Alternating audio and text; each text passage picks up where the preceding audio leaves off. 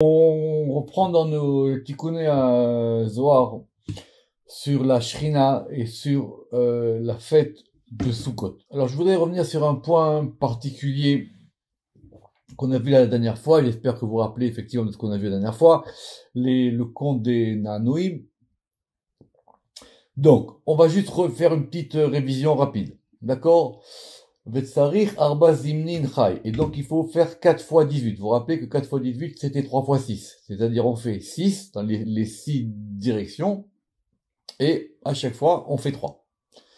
Alors, donc, 4 fois 18, c'est clair. Maintenant, comment est-ce qu'on arrive à 4? C'est-à-dire, on fait 3 fois dans chaque direction par rapport aux 3 lettres du Shem Yud Kevav, ou qui sera qui va être permuté dans chacune des directions. Donc, si vous avez suivi, qu'est-ce qu'on a dit ici? On a dit donc 4 fois 18. Si vous faites 4 fois 18, 18 et 18, 36, 36 et 36, 72. Ok. Donc, Chad Benetilat Tulav, une première au moment de la Beracha, quand on va faire la Netilat Tulav, Vechad Be'ana Hashem, une dans Ana Hashem, ou Trin Aharanin, et 2 autres dans Odul Hashem. Techila Basof, le Odou, vous vous rappelez dans le Hallel, un au début et un à la fin. Donc ça fait 1, 2, 3, 4. Simplement, on avait une version alternative qui indiquait, parce que c'est exactement comme ça qu'on fait, qu'on faisait 2 fois dans Ana. Donc du coup, dans le Hallel, on se retrouve avec 4 fois. 2 fois dans Ana, Ana c'est au milieu, une au premier Odou et une au deuxième Odou. D'accord? Donc, on a l'impression qu'on veut arriver à un compte de 72. Très bien. Alors, il y a une phrase qu'en fin de compte, on n'avait pas vue la dernière fois. Je vous avais dit que dans le Ramak, c'était pas très clair.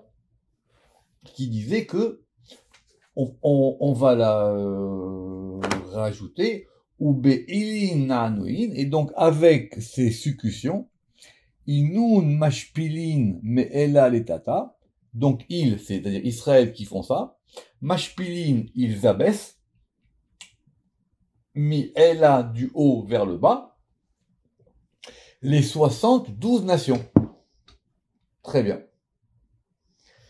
Et si vous en souvenez, c'était donc après, on reprend là, et que donc du coup, et une fois, et après les bâtards des Natsreloun, et une fois qu'on les a vaincus, à ce moment-là, on dira Ana Vaou Oshiana Trinzimnin, on dira Ani Vaou Oshiana 2 fois, et ça correspond aux noms qui sont Vaou, Ani et Vaou, du nom de 72 lettres qui est Vaïssa, Vaïavo, Vaïet. D'accord? Ça, j'espère que c'est clair. Alors, premièrement, le nom de 72 lettres, je vous rappelle qu'il y a des portes du Pardes qui en parlent. Je vous rappelle que c'est très facile d'avoir le tableau de ces noms, mais il faudra faire attention, comme la dernière fois, qu'on a ici que le nom Vaou, Ani et Vaou,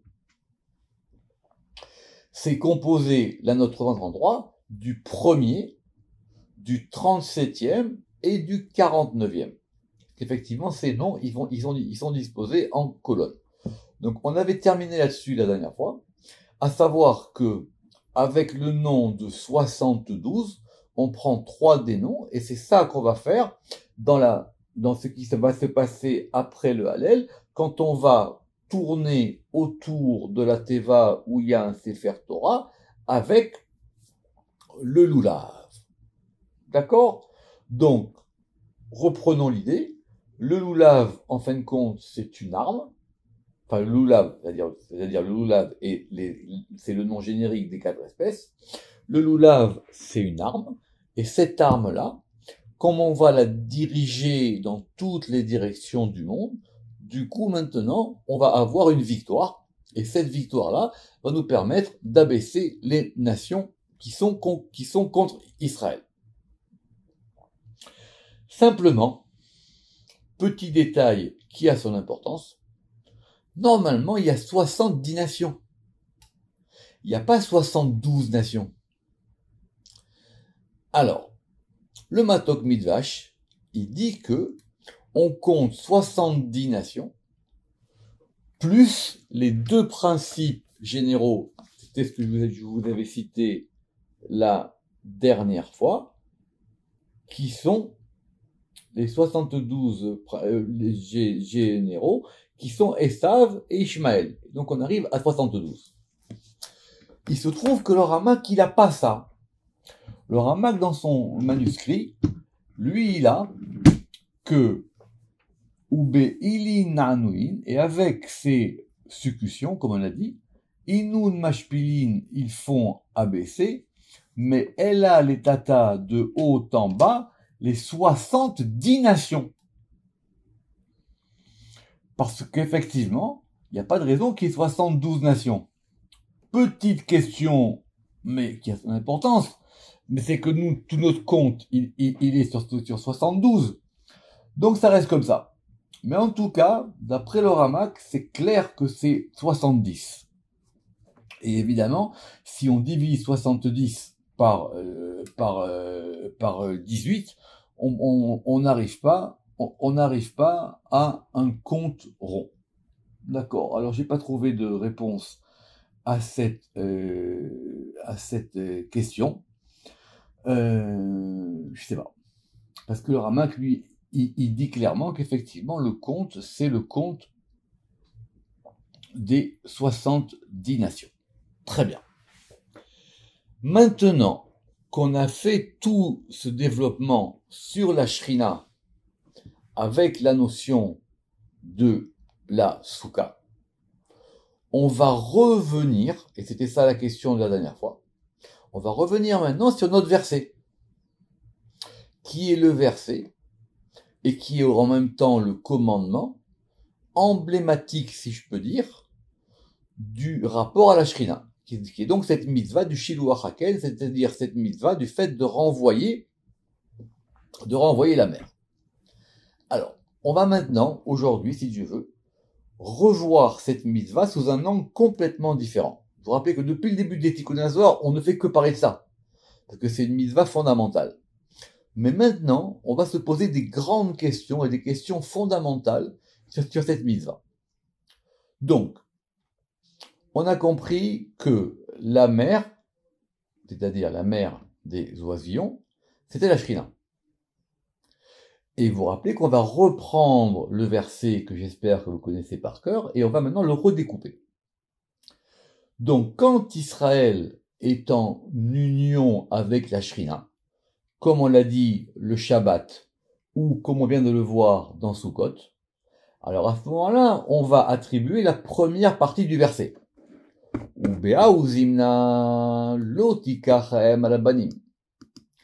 Donc, quand Israël il est en union avec la Shrina, alors à ce moment-là, il faut surtout pas séparer la mère des enfants.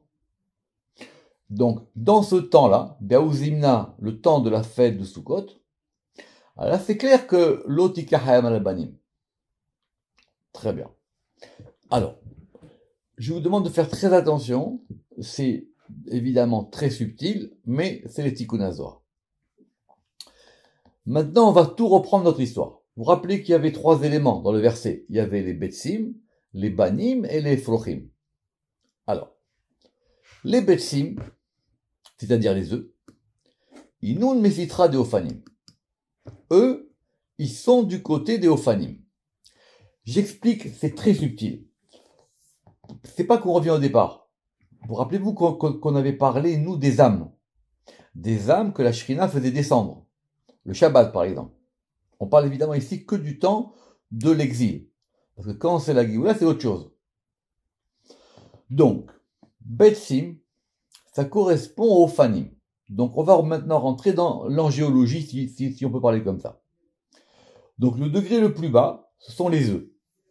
Les œufs, ils sont liés aux Fanim. Alors, notez ça. Les Ophanim, c'est une catégorie d'anges. Et cette catégorie d'anges, ils sont liés au monde d'en bas, qui correspond au Hé d'en bas, qui correspond à la Shrina d'en bas, qui correspond au monde de la Asiya. Les Ephrochim, c'est-à-dire les poussins, qui eux sont d'un degré plus haut, que c'est déjà mieux un poussin qu'un œuf. Misitra Denahar même tête-tête, eux ils sont du côté de l'adolescent même tête-tête. Même tête, rappelez-vous, on a vu dans le Pardes, qui était même tête, vous vous rappelez l'histoire avec Hanor. Donc, même tête, lui, il est donc d'un degré plus haut que les Ophanim. Et il correspond à lui, dans le Shem Yudke Vavke, il correspond au Vav, et il correspond à la Yetzira. Donc on a maintenant une graduation. Les Betsim, c'est le degré d'en bas, ce sont on verra ce qui vient du côté des Ophanim. Les Efrochim, les poussins, eux, ce sont du côté de même tête. À la question pourquoi même tête, on l'appelle Nahar, on l'appelle l'adolescent, je pourrais vous répondre après, mais on l'a déjà vu, le Ramak l'avait déjà expliqué dans le Pardes. Alors les Banim, eux, c'est quoi? Les Banim, ils sont donc d'un degré encore plus haut. Je répète, les Betsim du côté des Ophanim, les Frochim du côté de même tête, et les Banim, eux, ils sont du côté du premier du Shem Yudke Vavke. Et eux, ils sont Misitra des Karsaya. Et ils sont donc du côté du trône, qui correspond donc au monde de la Bria. Donc du coup, maintenant, vous avez les mondes, les éléments du verset et les lettres du tétragramme. Le Yud, on n'en parle pas pour le moment. Et quand la Shrina de ce premier elle est à ce degré de Banim, alors c'est ça qu'on appelle Sukkot Shalom. Comme on a vu la dernière fois. Dei Sukkot Shalom. C'est-à-dire, c'est une cabane de paix. Or, vous avez bien vu que dans Sukkot Shalom, il y avait deux mots. C'est-à-dire, c'est une cabane du Shalom. Et c'est quoi cette cabane du Shalom? Dei Kina Dishrinta. Parce que elle est le nid de la Shrina. Alors, est-ce que il faut dire car elle est, c'est-à-dire la tente, ou est-ce qu'elle est, mais c'est au masculin, et est-ce que c'est le trône? On peut dire les deux. C'est pour ça qu'ici on a dit car il est, et en notre 338, on a dit que c'était lié au trône. Parce que c'est ça, le nid de la Shrina. C'est ça l'histoire du nid. C'est quoi un nid? C'est-à-dire c'est l'endroit dans lequel elle réside, dans lequel elle a sa maison. Des ima ila, parce que cette mère supérieure a distingué de la mère inférieure. Mekanena, ça veut dire elle fait son nid. Nous on a traduit par le fait elle nide. Bekarsaya, dans le trône. Bitlat Sephiran ilaïn, dans les trois séphirotes supérieures. Autrement dit, c'est le plus haut degré. C'est quand la Shrina maintenant, elle fait son nid en haut. Donc, et il y a la Shrina d'en haut et la Shrina d'en bas. Comme c'est très rapide, les Tikkun Azor, ils vont maintenant essayer de détailler, mais à leur manière. Amuda de Emsaïta, la colonne du centre, c'est-à-dire, si vous voulez, Tiferet, qui correspond au Vav, Kalil Shit Sephiran, lui, cette colonne du centre, elle totalise donc 6 séphirotes, Mekanenan, qui vont faire leur nid dans même tête. Même tête, il est lié au monde de la Yetzira. Donc maintenant, les séphirotes, elles vont illuminer même tête. Parce qu'évidemment, le Ramak, il a un problème avec cette question de Mekanenan. Ça veut dire quoi? Que les séphirotes, elles font leur nid dans même tête. Et on redescend. Ima tata, et la mer inférieure, c'est-à-dire le degré de la Shrina qui est en bas. Elle est Mekanena Beofan. Elle, pareil, elle va donc faire son nid dans le degré du Ofan. Des Itmar B, dont il a été dit dans Ézéchiel, et on va revenir évidemment à la vision d'Ézéchiel. Veine Ofan Echad Baaretz, et Ézéchiel il a dit, et voici qu'il y a un Ofan dans la terre. Et la terre, c'est la Malchut. Donc, vous avez compris, je répète, vous avez Ofan, vous avez même tête, et vous avez le trône. Continuons. Suivons les Tikkun Azor. Ve'od. Je vous ai dit de faire très attention à ce Ve'od. Ve'od, ça veut dire, et encore, ça veut dire maintenant, on va reprendre l'histoire d'une autre manière. Shrinta misitra de Karsaya. La Shechina, du côté du trône, c'est-à-dire du trône quand elle est en haut. It Keriat Necher, elle s'appelle l'aigle. Autrement dit, maintenant, on va remettre dans l'interprétation notre histoire des oiseaux. C'était la question qu'on a vue, il y avait 2 cours auparavant. La Shrina, quand elle est dans ce côté-là du trône, elle s'appelle l'aigle. Rappelez-vous, pour rappeler que l'aigle, il n'a pas peur, l'aigle, il est en haut, l'aigle, les flèches ne l'atteignent pas. Mais qu'est-ce qu'on a gagné? On a gagné maintenant qu'on va revenir à notre question des oiseaux, dans le verset. Ou mi sitra des Nahar, et quand c'est la Shrina, elle est du côté du Nahar, c'est-à-dire Nahar, je vous rappelez que c'était l'adolescent qui est même tête-tête, alors ça s'appelle Yona, ça s'appelle une colombe. Rappelez-vous que la colombe, elle est fragile. Et la colombe, elle ne trouve son repos que le Shabbat. Tout ça, les Tikkun HaZohar nous l'ont expliqué plus haut. Mais on va rajouter un autre élément. Ou misitra deophan. Et lorsque c'est dans un degré encore plus bas, ça s'appelle un tzipor. Ça s'appelle un oiseau. Donc, on revient encore sur nos pattes, si je peux dire. Tzipor, c'est le ophan. Ça correspond au degré d'en bas, de la Asiya, si vous le marquez par rapport au monde. Nahar, c'est même tête, ça correspond au degré de Yona, qui correspond au monde de la Yetzira, qui correspond au Vav. Et le Necher, lui, il est du côté du trône, qui correspond au monde de la Beria, qui correspond au premier et d'en haut. Mais, on n'a pas dit le mot Shrina. On a dit Shrinta mi sitra, c'est-à-dire quand elle est du côté d'eux. Ou mi sitra denaha, ou mi sitra. Mais la Shrina elle-même, quand elle est à son degré le plus haut, alors elle va remonter jusque dans la Hatzilut. Et si vous vous rappelez bien de la vision d'Ézéchiel, il dit que vous vous rappelez, il y a le chariot. Au-dessus du chariot, il y a le trône. Et au-dessus, il y a marqué Udmut Hadam Lehena. Et elles ont la ressemblance de Adam. Parce que maintenant, la Shrina, elle redevient masculin et féminin. C'est ça le degré de Adam. Dans le monde de la Hatzilut.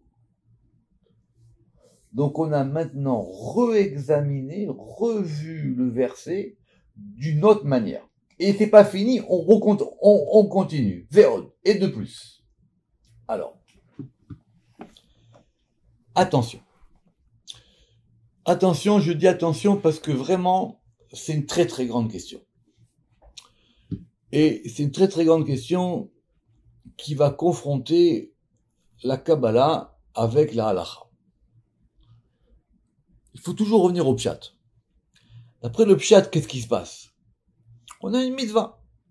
On a une mitzvah, vous voyez un nid. Dans ce nid, il y a des oiseaux. Et la personne, elle veut prendre des œufs. C'est tout, c'est pas compliqué. J'ai envie de prendre des œufs. Donc, pour ne pas faire de peine à la mère, donc je renvoie la mère et je prends les œufs. D'accord. Mais tout ce qu'on vient de voir maintenant, ça change tout. C'est quoi ce commandement de Shaléar Teshalah? Renvoyer, tu renverras. Alors, le Zohar, il a une manière différente de voir la mitzvah. Premièrement, nous, on a l'impression que d'après le pshat, c'est une mitzvah facultative. C'est-à-dire, c'est uniquement si je veux prendre les œufs, alors je renvoie la mère. Je suis pas obligé. Je suis pas obligé de faire ça. Si je passe devant un nid et que je dis j'ai pas envie d'œuf, alors je laisse le nid tel qu'il est. Mais on comprend ici que l'importance de la mitzvah, elle est telle qu'il faut le faire. Qu'il y a une mitzvah de faire ça. C'est-à-dire, il faut le faire. Alors pourquoi il faut le faire? Qu'est-ce qui se passe dans cet acte qui, à la limite, semble un peu... c'est pas très sympa, quoi. Ça veut dire, vous avez un nid, il y a des oiseaux sur le nid, vous allez renvoyer la mère et vous allez prendre vous allez prendre des œufs. Laissez tranquille maintenant. C'est pas besoin de ça. Alors c'est maintenant qu'on va rentrer dans ce passage du Zohar qui va nous expliquer le sod de la mitzvah. Et prenez votre temps, parce que c'est une très grande question qui va être posée jusqu'à la fin des Tikkun Hazor. Et donc, encore, on reprend le verset. Shaleach teshalach. La Torah, elle a dit, renvoyer, tu renverras. Tachazé. Ce tachazé ici, il est important. Ça veut dire, on va nous montrer, viens et vois. Alors, on va faire télévision depuis le début. Malacha it de memana alufin. Il y a un ange qui est préposé sur les volatiles. Et les noms sont importants. Cet ange-là, il s'occupe des espèces qui volent. C'est ça les volatiles. Mais, c'est quoi ces volatiles? Des inun nishmatin, et parce que ce sont les âmes, ou nafshin, c'est important. Vous savez tous, on va pas répéter qu'il y a le degré de nefesh, le degré de neshama et le degré de ruach. Et cet ange-là, il est préposé. Et il faut, à mon avis, garder le nishmatin, bien que nafshin, ça marcherait bien aussi. Des idkeriyu qui s'appellent les tsiporines, qui s'appellent les oiseaux. Or, tsiporines, nous, on a vu que c'était du côté des ophanim. Donc cet ange-là, il est préposé aux âmes qui correspondent à ce degré de tzipor. Et cet ange-là, il a un nom, il s'appelle Sandalphon. On va le dire une fois simplement ce nom, c'est un grand sujet, mais en tout cas c'est le nom de cet ange-là. Donc lui, c'est le chef des Ophanim. Ou Bismana de Israël Mekaime Aipikuda. Et au moment où Israël, ils vont accomplir ce commandement. Et donc la mère, elle est chassée, elle est partie. Ou Benin Safrin. Alors ici, il est marqué que les fils. D'accord? Les fils, ils pleurent. Les postes d'oiseaux, notre mère, elle est partie. Donc eux, ils vont se lamenter. Qu'est-ce qui fait cet ange-là qui est préposé sur les ophines? Il va donc plaider la cause de ces oiseaux. Et donc il va aller voir Dieu et il va lui dire, mais dis-moi, comment c'est possible? Tu les as laissés seuls, ces enfants-là. C'est-à-dire, il va donc enseigner un mérite sur ces volatiles. Et il va dire donc au Saint béni soit-il, il lui dit, Ve'active, il y a un verset qui dit, et ses miséricordes, c'est-à-dire les miséricordes de Akadosh Baruch Hu, elles sont sur toutes ses actions. Tu es un Dieu miséricordieux. Et donc maintenant, fais quelque chose.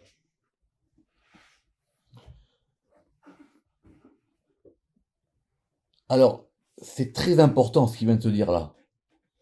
Parce que ça veut dire que la mitzvah de Shiluach Haken, elle est là pour que Dieu y prenne pitié des enfants. Et il y a toute une littérature là-dessus, que cette mitzvah de Shiluach Haken, elle est là pour que Dieu, il nous protège. Parce que quand la mère, elle est partie, les oiseaux, ils vont pleurer, ils vont dire, mais ils vont crier, leur mère, elle est partie. Aussitôt, cet ange, il monte en haut, et il dit, regarde ces oiseaux, aie pitié d'eux. Et comme ces oiseaux, comme vous l'avez compris, c'est nous qui sommes en exil, parce que la Shrina, elle a été chassée, alors Dieu, il nous protège. C'est une mitzvah qui, du coup, aurait une action de déclencher de la miséricorde. Ce qui pose beaucoup de problèmes d'Halacha, parce que est-ce qu'une mitzvah, elle doit avoir une fonction, et comment est-ce que la Torah, elle nous a demandé de faire quelque chose qui pourrait paraître peut-être un petit peu pas bien pour les animaux, et que et qu'on le fasse uniquement pour que Dieu, il soit miséricordieux avec nous. Mais c'est pas fini. Qu'est-ce qu'il dit cet ange à Kutcha Berecho?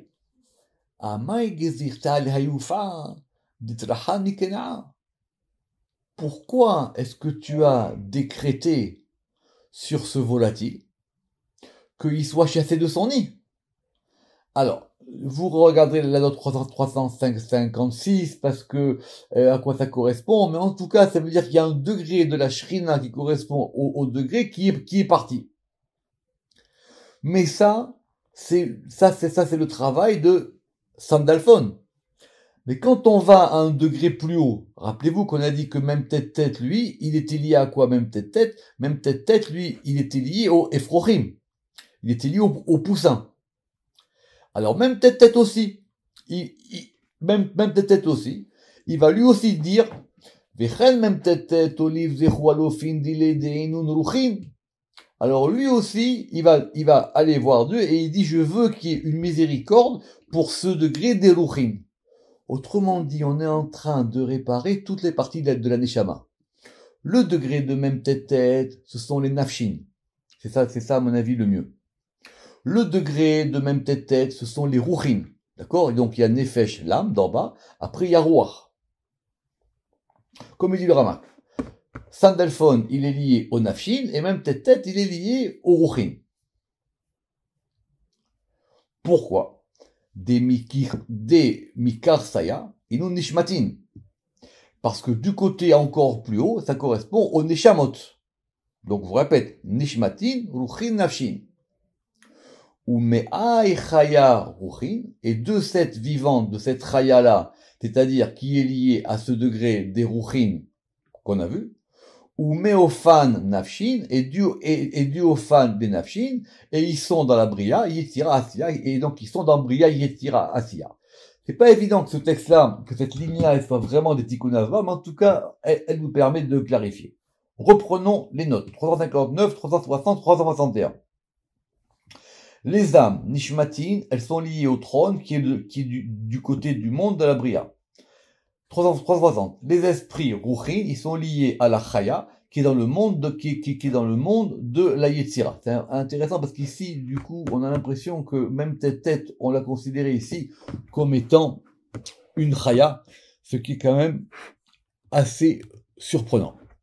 Et les nafshin, elles sont liées à Ophan, qui est dans le monde de la Asiya.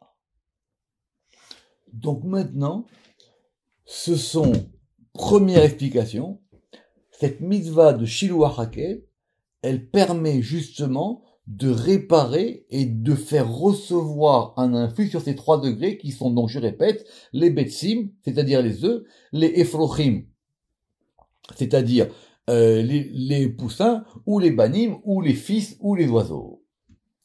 Mais, on a dit que c'était pas tout le temps pareil.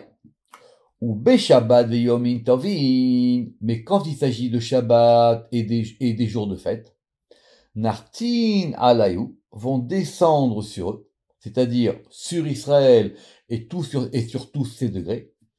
Nishmatin veruchin venafshin, on va recevoir des nishmatin, des âmes, et des ruchin, et des esprits, venafshin, be'orach atzilut, qui proviennent du degré de la atzilut. C'est très complexe ce Tikkun Hazor. Parce qu'on voit ici que maintenant, on a aussi Neshama, Ruach et Nefesh dans la Hatzilut. Des Inun, Rucha, des Kucha, et parce que ce sont l'esprit de la sainteté, qui provient des 10 Séphirot, des Chol Memana, et donc chacun de ces préposés, Oliv Zehu al Ofin Dile. Et donc, par rapport à ce qu'on a fait dans la semaine, maintenant, ces préposés-là, ces anges qu'on a vus, ils vont maintenant enseigner un mérite chacun sur des volatiles qui lui sont préposés, des inun nishmatin, et qui sont les âmes, des parchin bivnen lacha, qui fleurissent dans les hommes. Alors, ça veut dire quoi cette notion de ruchin nafshin venishmatin dans Hatzilut? C'est pas nous ce qu'on a vu dans le Pardes. Vous vous rappelez que dans le Pardes, on avait dit que ruach c'était lié à la malchut, au moins, et que Nefesh, c'était lié, on va dire, à Tiferet, et que Neshama, c'était lié au moins, en tout cas, au degré de la Bina. Donc, c'est très complexe. Le Ramak, ici, 363, il dit comme ça, que donc c'est que le jour du Shabbat, l'intériorité même des Séphirot, il influe et descend le Shabbat et les jours de fête sur les 3 niveaux d'âme mentionnés. Ou bismana, et donc, des Israël mekaimin aipikuda. Et donc, quand Israël, ils vont accomplir ce commandement, c'est-à-dire maintenant de l'histoire concrète du dit d'oiseau, kol pekuda, chaque préposé, il va donc maintenant, oliv zechu al ofin dile, il va enseigner un mérite sur ces volatiles. Les volatiles qui correspondent chacun au degré du préposé. Donc on est en train maintenant de rentrer dans la mitzvah. On est en train maintenant de rentrer à l'intérieur de la mitzvah et on comprend comment elle fonctionne. Sur ça, je vais vous raconter une histoire et je vais vous poser une question. La première histoire, comme vous savez, en ce moment, je suis en train de relire là tout le Sefer Chizionot pour la parution. Et il y a un commentaire dans Sefer Chizionot qui ramène que Rabbi Chaim Vital, le Harizal, il lui a dit, je vais te montrer, parce que moi je vois, le vendredi après-midi, comment les âmes, elles descendent du ciel. Parce que le vendredi après-midi, après Ratot, c'est pour ça qu'on va au mikvé quand il y a un mikvé, que les âmes maintenant de Shabbat, elles commencent à descendre. Et il lui a dit, je vais même te montrer, si je t'amène au cimetière, comment même les neshamot qui sont liées au degré des tombes, elles aussi, elles montent le jour du Shabbat. C'est ça, ces âmes-là qui descendent le jour du Shabbat.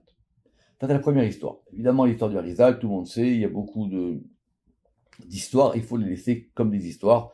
On ne sait pas si c'est vrai ou pas, et d'ailleurs, peu importe. Deuxième question, une question dans la rapure. Si c'est comme ça, est-ce qu'on peut faire la mitzvah du Shiluach Haken Shabbat? Normalement, il n'y a pas d'interdit. On transgresse pas de travaux interdits si on fait cette mitzvah Shabbat. Mais de ce qu'on voit ici, que vu que cette mitzvah, elle est là pour redonner une force au Neshamot, et pour que Dieu y soit miséricordieux, comme on va le voir maintenant, alors que Shabbat, ça se fait de soi-même, alors peut-être que ça serait pas bien, voire même contre-productif, de faire cette mitzvah un jour de Shabbat ou un jour de Yom Tov. Donc maintenant, on reprend. Donc maintenant, la mer, elle a été chassée. On a fait nous une mitzvah en bas. Maintenant, il y a dans les mondes, tous les anges y crient, ils disent voilà, regarde, tu as abandonné les poussins, tu as abandonné les oisillons, tu as les œufs, regarde maintenant le degré des neshamot, et ils disent à Dieu, fais quelque chose. Vekucha berechu me'avi. Alors le Saint béni soit-il, qu'est-ce qu'il fait? Kanish vekol chayalin dile. Il va rassembler toutes les cohortes d'anges. C'est-à-dire, le Rama qui dit, toutes les sphirotes de Hatzilut. Veyema, et il va dire, kol memana de ofin diltata, voici, que chaque préposé sur les volatiles d'en bas, kulai tarun, ils sont tous éveillés. Pourquoi ils se sont éveillés? Ils se sont éveillés à cause de ce qu'on a fait en bas. Oliv zechu aluf indile dimamina alayou. Et maintenant, chaque préposé, il va enseigner un mérite sur les oiseaux ou volatiles sur lesquels il est préposé. Velet bechu mande oliv zechu albanai. Et si c'est comme ça, alors maintenant, qui est-ce qui va enseigner un mérite sur mes enfants à moi? C'est ça les banim, qui sont Israël, comme il est marqué, d'Irtiv, béni Bechori Israël. Sur Israël, c'est le fils aîné de Koucha Berechou. Val Shrinta di Breluta, et c'est la Shrina qui est en exil. Donc vous avez compris. C'est une mitzvah qui répare la galoute.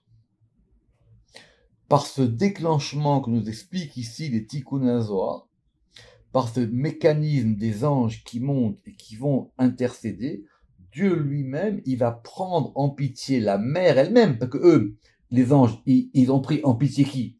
Ils ont pris en pitié ceux qui sont restés dans le nid. Mais la mère, elle est partie, elle a été chassée.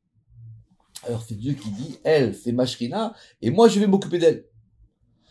Di Kina, di la, di Yerushalayim Hareva. Parce que la Shrina maintenant, c'est quoi son nid? C'est le fait que Jérusalem, elle soit détruite. Di Yerushalayim Hareva. Ou Beno et Begaluta. Et maintenant, ses enfants, ses fils, ils sont en exil. Tachutia de Adonim, Kashin, de Ormin, de Alma, et ils sont sous la main des maîtres durs et rigides des nations du monde. Ils sont dans les clipotes. Velet man de Bayi Alou Rahame. Et il y a personne qui va maintenant avoir pitié d'eux, qui vont demander sur eux des miséricordes. Veyolif Aleuzechu. Et qui va leur enseigner un mérite. Donc cette Shrina, elle est là pour réparer la galoute. Beaou Zimna. Et à ce moment-là, Dieu maintenant, il va crier. Lui-même, il crie. Et il dit, Va'amar, les ma'ani assez. Très, très beau verset. Je vais le faire pour moi. Que pour moi. C'est-à-dire, c'est pour personne maintenant. Je le fais en mon nom, à moi. Va'ase les ma'anchemi, dans Ézéchiel. Et je vais le faire pour mon nom. C'est-à-dire, pour mon nom, c'est-à-dire, c'est pour mon unification. Le Ramak dit, c'est pas pour les âmes, c'est pas pour les nishmatim, c'est pas pour les rouchets, c'est pas pour les nafshin, mais pour mon nom. Et donc, c'est quelque chose qui maintenant émane de la Hatzilut elle-même, ou Beda, yit ararachame, et par ça, il va éveiller des miséricordes à Shrinte, sur sa Shrina, c'est-à-dire la Shrina d'en haut, ve'al benu beraluta, et sur ses fils qui sont en exil. Je vous laisse réfléchir à ce magnifique Zohar et à cette explication franchement stupéfiante de cette mitzvah. On verra qu'après, ça s'est fini pas là, parce que Rabbi Lazare, il a une question par rapport à son père Rabbi Shimon. On verra ça la semaine prochaine. Baruch Adonai Le'olam. Amen ve Amen.